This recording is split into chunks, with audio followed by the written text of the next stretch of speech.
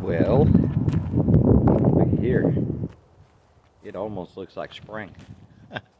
Wind's a little cool, but if you're in the sun, it feels awfully good. Matter of fact, some of the girls have even looked for a little shade. So, very nice afternoon. Whoops, where'd they go? The weanlings here. Yep, the weanlings are going to be going over here permanently, or at least for a little while. We'll set up creep feeder, more than just their regular feeder there. Open this up so they can roam a little bit, play, get in the sun, blah, blah, blah. That group back there is going to come here where they were.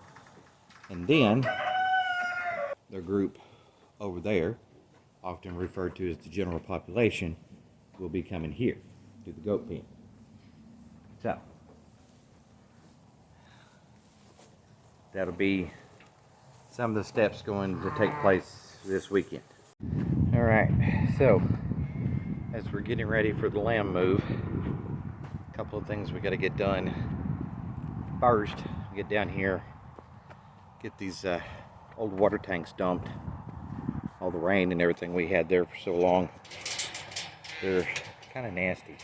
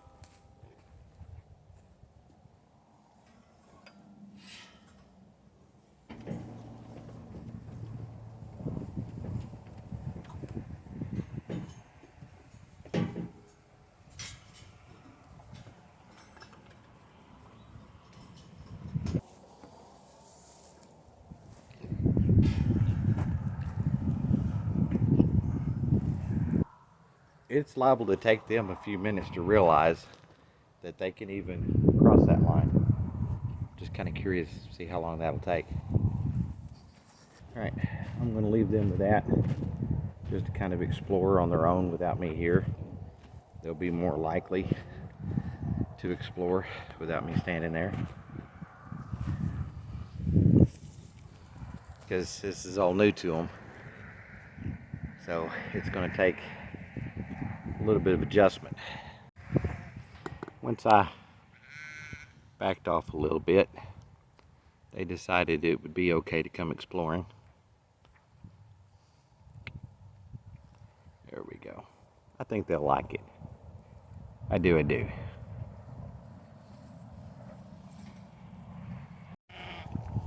That's Bossy Pig. That's what I call her. Red one there, that's pretty big. The other two I don't know. The little boy, I still don't know. Not real sure about him. Alright. The weaned mamas over here, they been feeding them in the same place ever since we weaned the babies. Last night, I don't know what the deal was.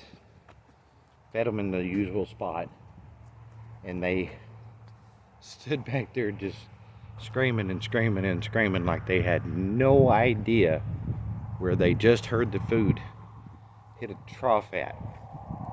Same place it's been. They can be very smart, but they can be very weird too.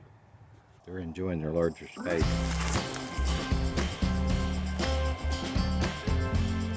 Got all the way to the end. Over the mound. Here they come.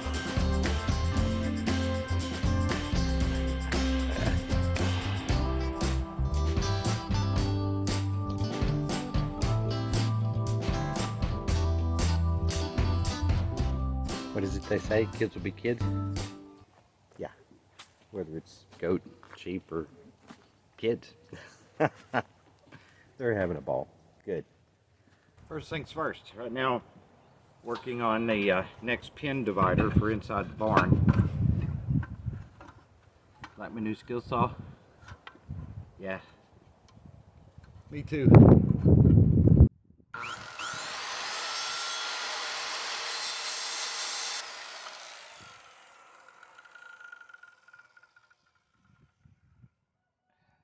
Well, here's a handy little tip. If you have some of these little fence feeders that you're not using, they make wonderful little nail and tool holders on a project. Set them there, got my nails right there. I've got an apron, but unless I need a large number, that's very effective, very handy. So, just passing that along.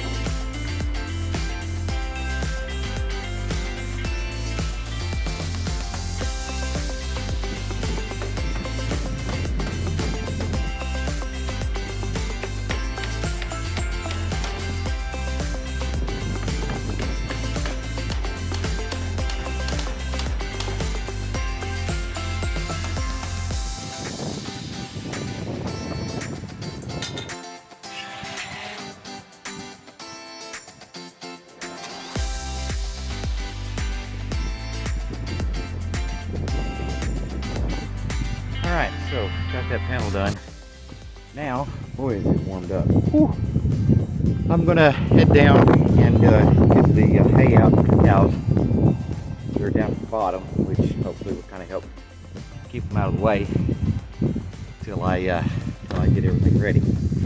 I put the ring down there last night, so I'll just have to go grab the bale, run around real quick, drop the bale, get the ring on it, and hopefully I can get that done before I get off. Hopefully.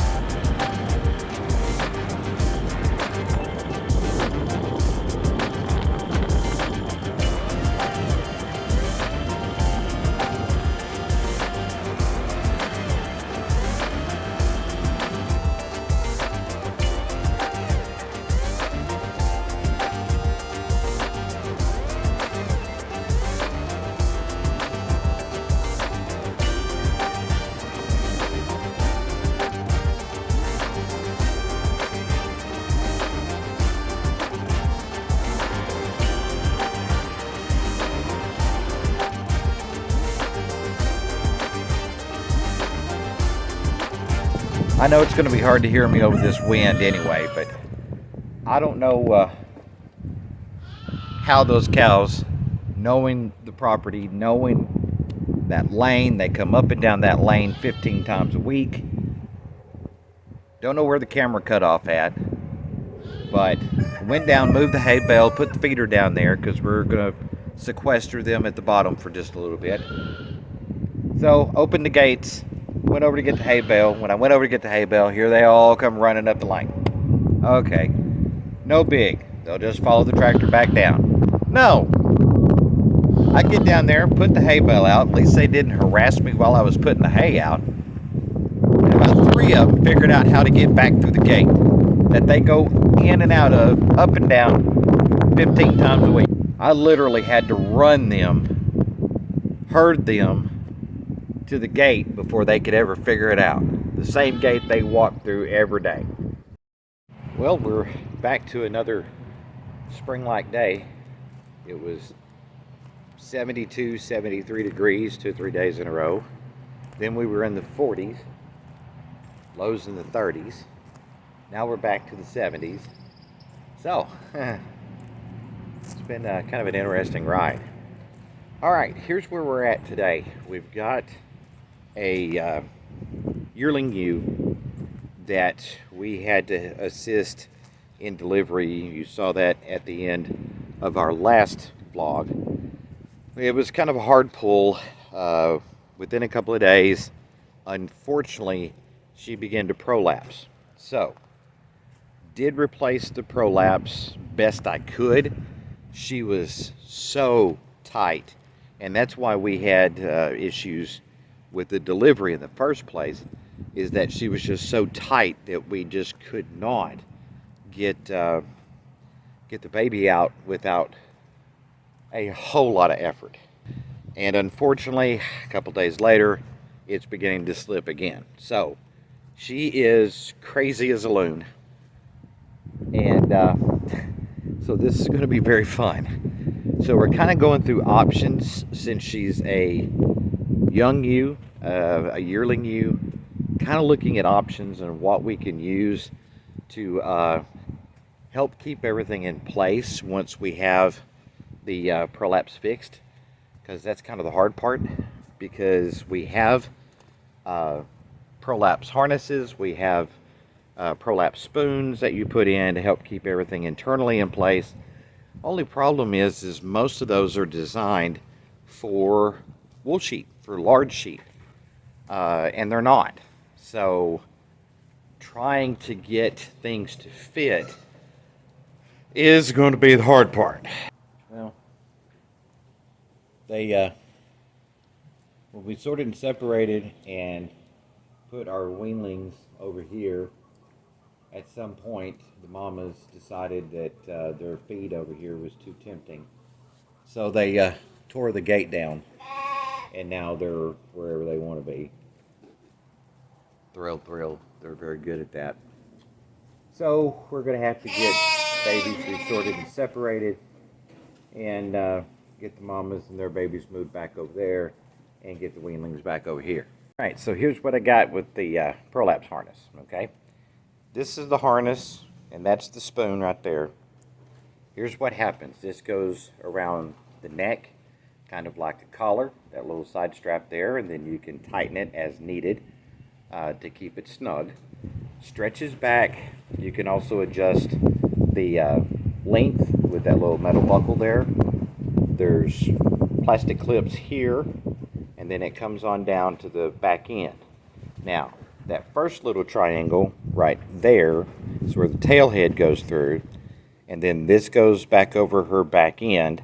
These two straps right here go underneath on each side of the udder and snap closed back into those plastic buckles, where you can tighten it to make sure that it stays in place as needed, as tight as you need it, to keep it where it's supposed to be. Now, that is the spoon that we were talking about. As you can see, for a yearling ewe, it's pretty good size, and she has been very tight back there. That's been kind of the issue from the beginning. So I'm not sure if that's going to fit. So basically we're looking at also possibly using like pantyhose or something like that, something stretchy, something that has good airflow, to make kind of, I guess you'd say, like a sling around her back end just to kind of keep everything in place until it has time to tighten up and heal better. Not sure which way we're going to have to go. We'll probably bring both of us down and just hope for the best. Okay. Oh, my knee.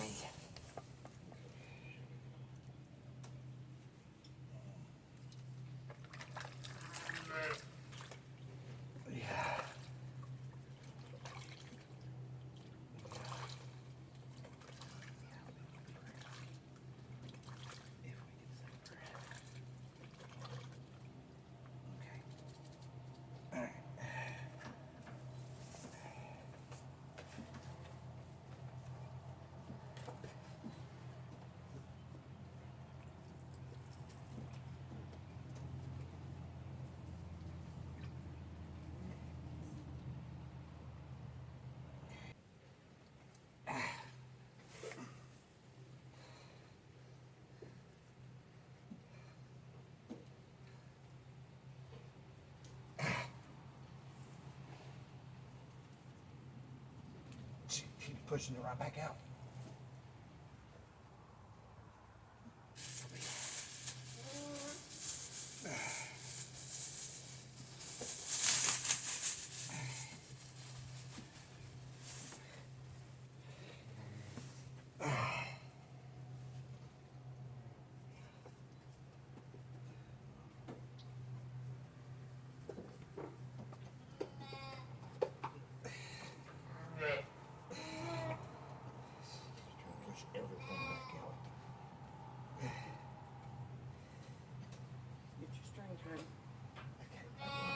Got it. Okay.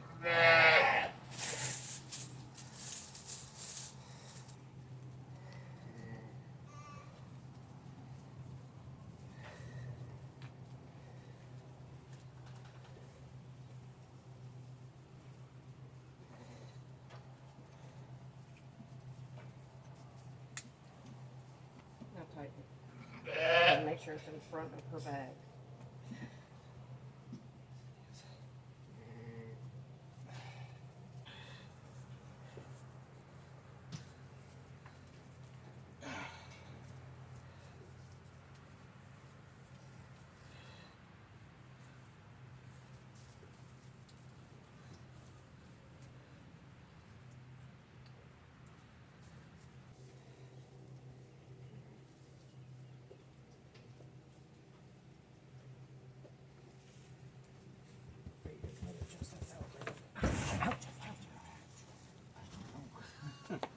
You think it's good? I don't think I can actually. Okay, so we're done? We're done. That is. We're gonna see what happens.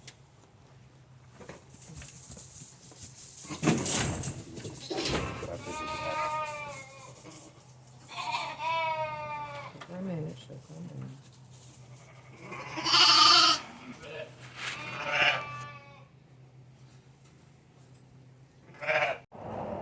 All right, so we're gonna go feed the cows, get a bale of hay, get that out for them, and see if we can figure out where the calves are crossing the fence.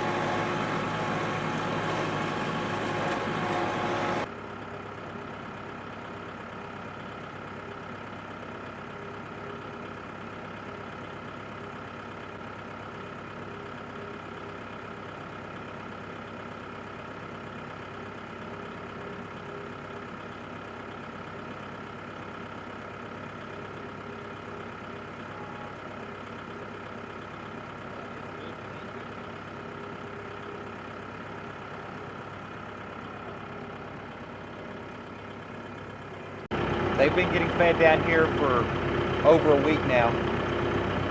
I'm used to them meeting me at the gate, but most of the time they turn around and follow me back. Well, I opened the top gate. They all busted out like they were crazy. And now they want to stand up there at the cross fence like they have no idea how to get down here. Really?